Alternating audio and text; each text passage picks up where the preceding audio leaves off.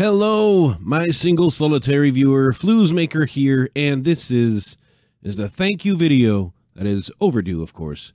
Thank you video for you, but also a little video where we'll be talking about channel exclusive content for Patreons as a thank you for the Patreons. But also, we'll talk a little bit about future content for the channel that is not exclusive for Patreons, so for everyone, absolutely everyone.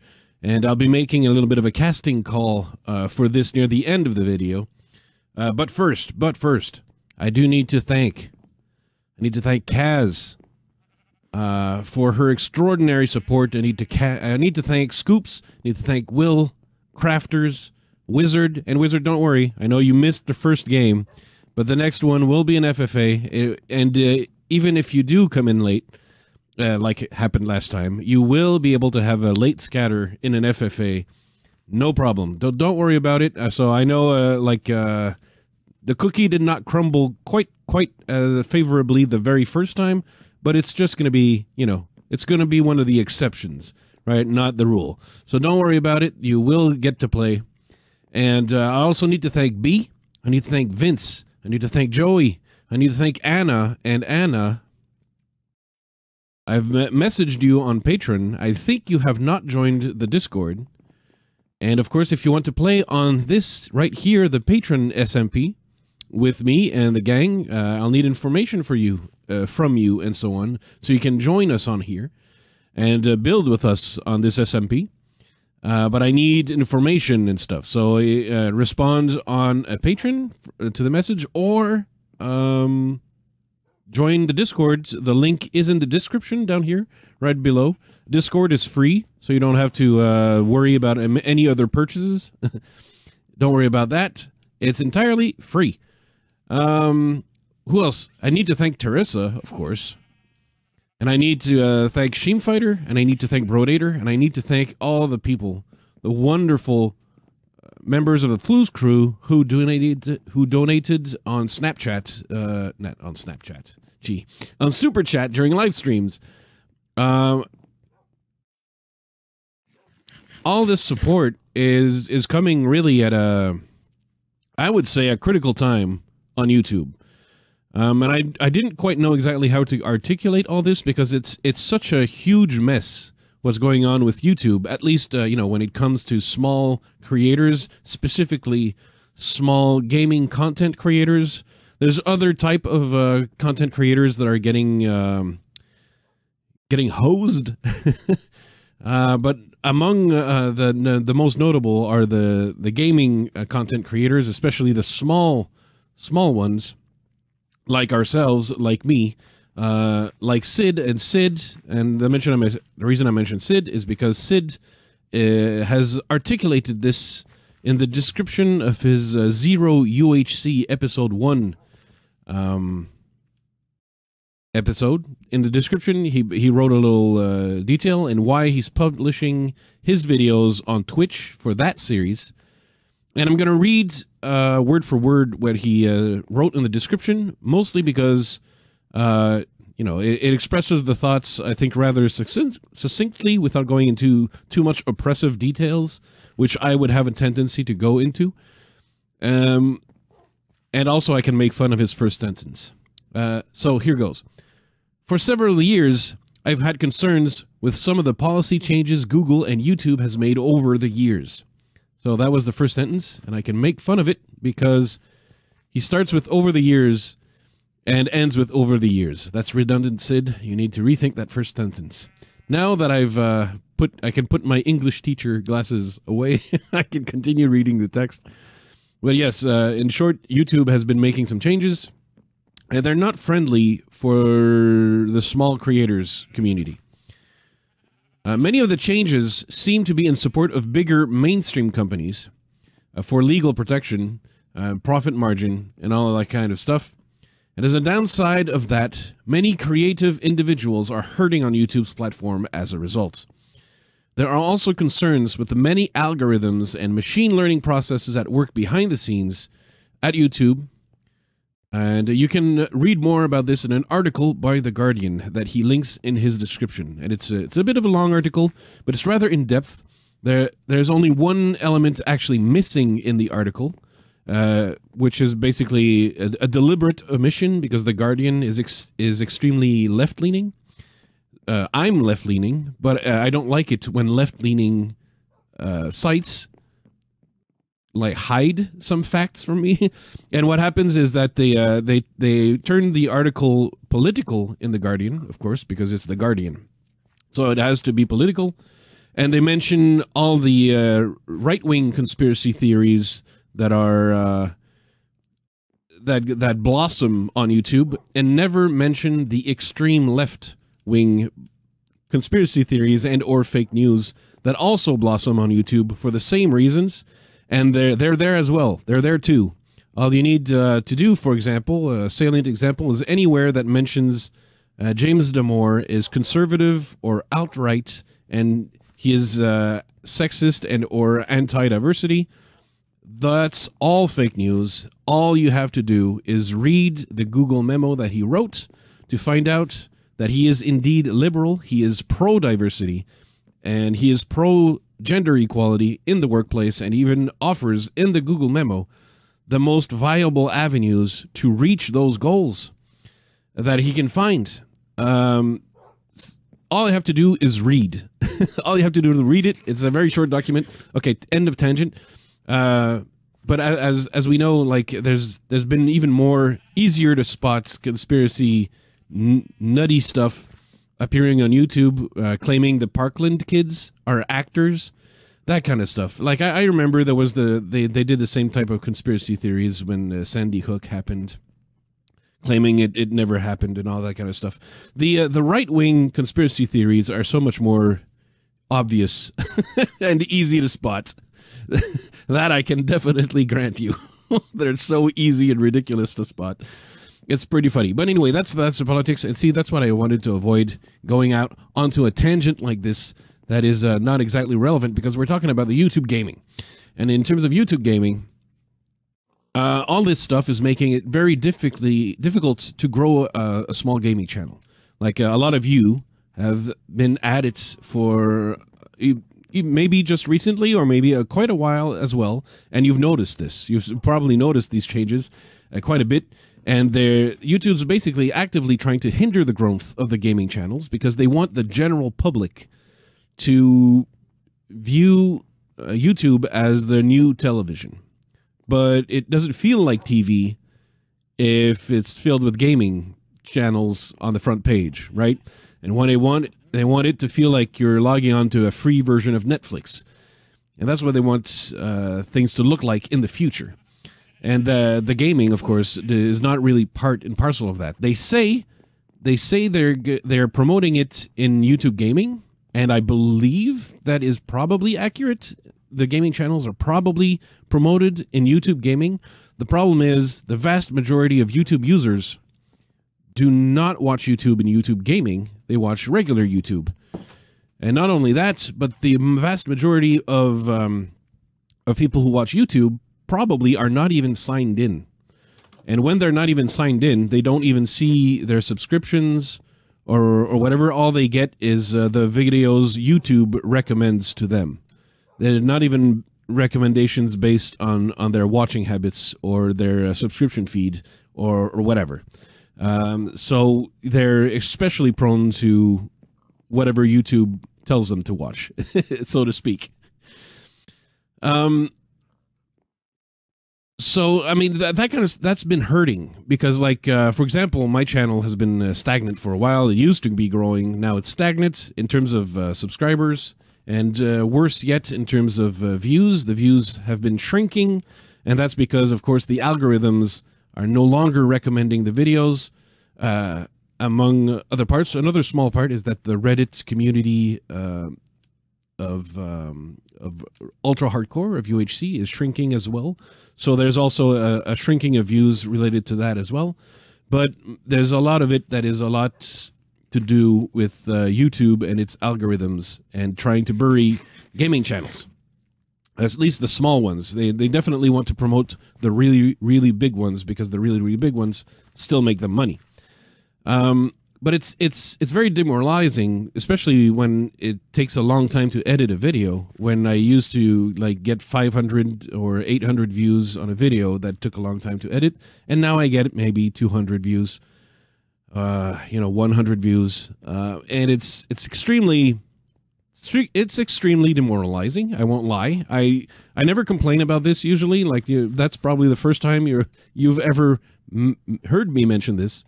But that's because I don't think like whining about it is actually going to do anything. That's why I just don't.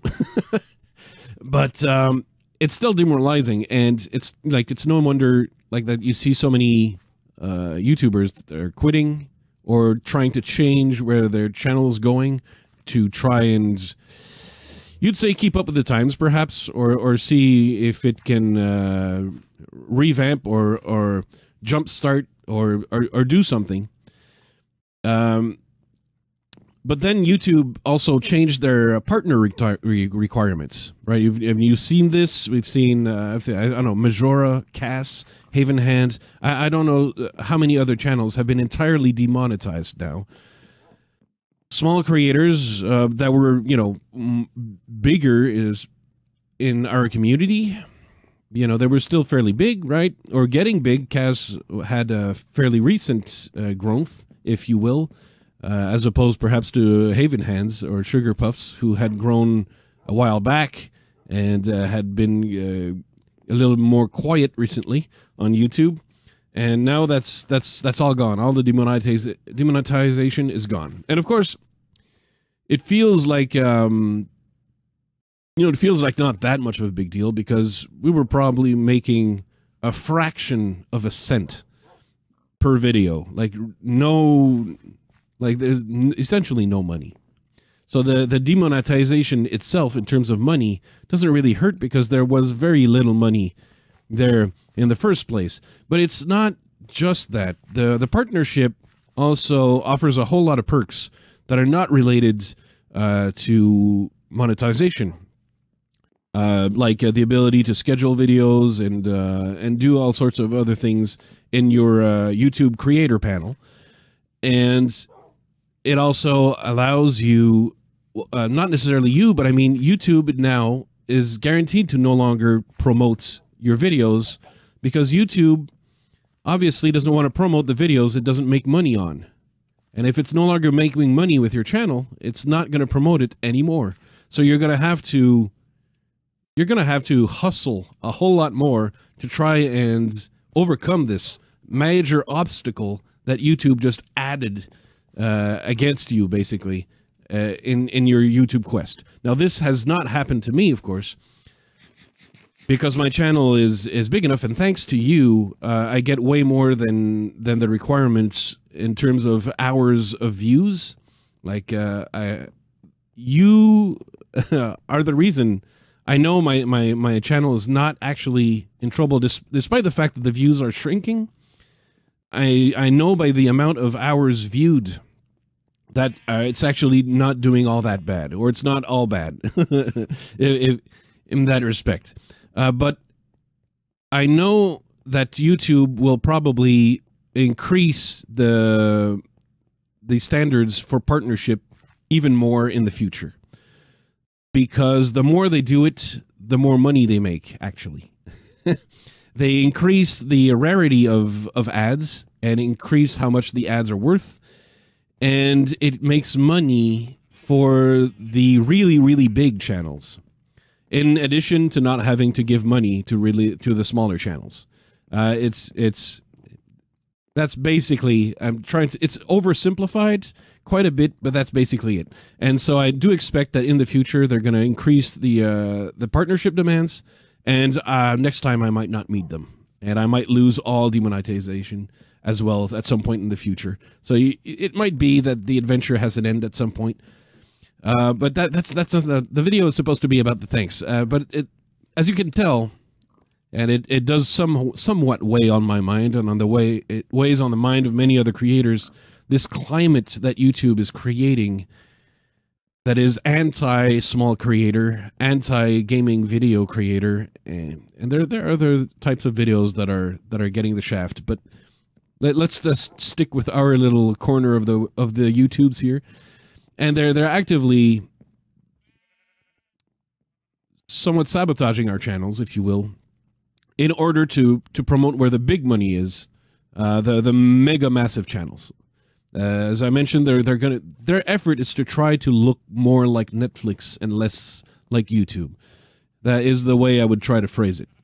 And so to do that, they're going to be de-emphasizing the small creators and emphasizing as much as they can the really, really big ones. That's why even when he goofs up, Logan Paul is promoted. That's because it's built in that way in the algorithms for YouTube. And so, you know, the goof up is even more visible. In any case, I'm going on so many tangents. It's incredible. I'm really sorry about that. But yeah, losing partnership means losing the super chats, for example. And to me, like that's a real shame, especially for a channel like Majora's. Though Majora likes to live stream on YouTube and do the renders as he does that. And to me, the optimal way to do that for me would be, look, I'll be streaming and making renders, and everyone who super chats me their IGN or the IGN they want to see, and they use a super chat to do that, they're gonna get the render, and that's the render we'll do on stream. And that's the way I see would be the most, you know, the most fair for Majora and the work he does and everything. And it's the same for the other creators. You know, it's just heartbreaking when YouTube is just, you know, actively trying to fork everyone over. I'm just it's upsetting. So in this type of climate, you understand, your support on Patreon, on Super Chat, yeah, like against all this adversity on YouTube recently, your support, like you come in and you say, I support you. You're the YouTube I want to see more of, and so I'm going to support you. And the fact that so many of you have been doing this, that I may have reached the February Patreon goals and perhaps even surpassed them, is my brain has not been wired to process human emotion, so this is very difficult. But it's like it feels a little bit like you know, YouTube has declared war on us, or on me in a way, in a small way, and you were there and you say, I'm going to fight this with you. I'm with you. It's big. It's really, it's overwhelming. I never even expected it. I never even, I thought this was so impossible. That is why I had never even bothered making a Patreon, because I thought, you know, that this nonsense, this would never happen. And the support is so strong. I'm flabbergasted. I'm stunned. I'm touched. It's very difficult to process. It's so amazing. And it reminds me, you know, that, you know, okay, maybe the views are shrinking, but it's not the only thing. The support has always been, you know, what it's about. And of course, like doing things you enjoy. If you don't enjoy it, don't do it, of course. But yeah, this support, it might allow me to make a little purchase that I had an eye on, in terms of perhaps allowing me to make things more interesting for you, perhaps, or offer a wider gamut of video creating possibilities. Basically, using a little bit of that money in order to reinvest into creating more possibilities for the content I'm making.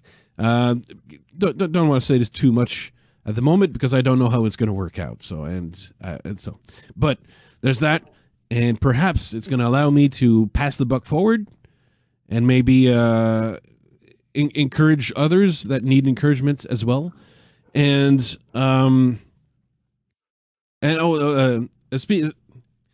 speaking of the additional possibilities of content, I can't, like I've already been babbling way too long. I can tell it's 20 minutes because I'm going to be going to sleep for the second time. I am such a blabbermouth. I have to stop this. Someone has to stop me. But given your overwhelming support on Patreon, you definitely deserve more Patreon exclusive content, especially since, as I've looked into it, I don't think I'll be able to offer any merch discounts. Not like discounts that I could offer the discounts to everybody or nobody. So that if there were any merch discounts, I think I wouldn't even be able to like make them Patreon exclusive if merch were ever to happen. But I don't think there would be a possibility for me to make discounts patron exclusive. And so I need more stuff to offer to you because you deserve it. And so that more stuff is actually going to be more patron exclusive content. There's been one video so far, but of course, it hasn't been a whole lot of time since we started this adventure of Patreon, I mean. And that video has only 9 views. It's still a hilarious one, in my opinion. And there could be more of that. But in the Discord, there's a little chat for all the patrons to discuss and what they would like to see next. For example, it could vary from simple Let's Plays to patron-exclusive streams. I also have a special idea for a type of UHC that is, very small and patron exclusive on the UHC server. That could be a thing as well. So that one would actually not like be on YouTube, but a different type of patron exclusive content, that one, I guess. But anyway, that's going to be discussed in the Discord. Don't want to go too much on that right here. And there's potential content I want to add to the channel because, I'm a long-time game master. I've been like essentially retired from game mastering for over a decade, actually. But I used to be a game master and a decent one at that. And I would like to potentially start a live streaming some campaigns. Now, it's not going to be Dungeons & Dragons first, because Dungeons & Dragons, there's already a lot of streams, very popular streams, already using Dungeons & Dragons. There's the other aspect is that I haven't GM'd Dungeons & Masters 5th edition, 4th edition, edition 3.5. I did one game of edition 3. I'm so old. I'm so old school. I'm an advanced Dungeons & Dragons. I'm a original Dungeons & Dragons AD&D and AD&D 2nd edition type of GM. That's how old school I am. And so I don't want to use that. But the other reason is because the Dungeons & Dragons rules are a little bit complicated. And so if you're someone who's watching a stream and the rules are complicated and you don't understand what's happening, it might turn you off. So what I'm heading for is a very simple system, like Chaosium's Call of Cthulhu, which is a bit of an old school system as well, but it's very simple. Basically, anything you want to do is percentile dice, essentially. And, the task, the difficulty of the roll is just based on the difficulty of the task. And it's really, really quite simple. There's no need to stop all the time to go rule, like searching for rules in any books or whatever. It's extremely simple. And it allows anyone to play more or less rather easily because the rules are so simple. It's, anyone who has played Dungeons & Dragons before can easily handle this because the rules are way simplified. And the simplified rules keeps the stream going, at a good pace. And so you get the action that keeps going and the adventure that keeps going. And I think that's what anyone would tune in for, would be the adventure. What would the adventure be? What I'm thinking of is a little setting in the 1980s, the mid-80s, retro, like Stranger Things, if you will. Because Chaosium's Call of Cthulhu is a little bit of a horror game. I don't want to make it a Lovecraftian horror game because the Lovecraftian horror is very niche, whereas I want something a little that has more appeal to everyone. Perhaps again like Stranger Things. And yeah, that's why I want to put it in the 80s. There's also in the 80s there's no cell phones and stuff, so it's easy to keep a group isolated, so to speak, because it's low tech. That's one of the other reasons. It's not because it's retro time. So it would basically be an attempt at a 1980s slasher movie, you know, like Friday the 13th or Halloween or maybe Nightmare on Elm Street, that type of little deal. Maybe not so horrific, so you know, it's not so scary, so that you can you don't feel too scared. I'm not going to make it as scary, but you know, that's the kind of and that's why I say adventure as well. Keep it light a little bit, you know, not too extreme, so that you can join around. But that I'm opening a casting call for that because I'd be needing players. So I need people who I basically I'm going to need to somewhat form a group of players, and so you need to be decent at role play and all that kind of stuff. And know a little bit about how role-playing games work, and I'll call that all that kind of stuff. And I also am a little bit picky because, you know, the idea is to find people who might be a little bit entertaining, right? So not everyone is necessarily as entertaining as everyone else on a live stream. But anyway, that's the casting call for that. Whew, I'm a babbler. That it's a problem. Clearly, this was supposed to be a short video. Can you believe this? Just to say thank you to your extraordinary support. Thank you, Cazz, Scoops, Will, Crafters, Wizard, B, Vince, Joey, Anna, Teresa, SheamFighter, Brodator. Thank you. The words I cannot process the emotions, and therefore the words come out as a jumble because this is not a situation I ever expected. I admit it, and this support is extremely important. I hope I made this clear, especially in this in these difficult YouTube times.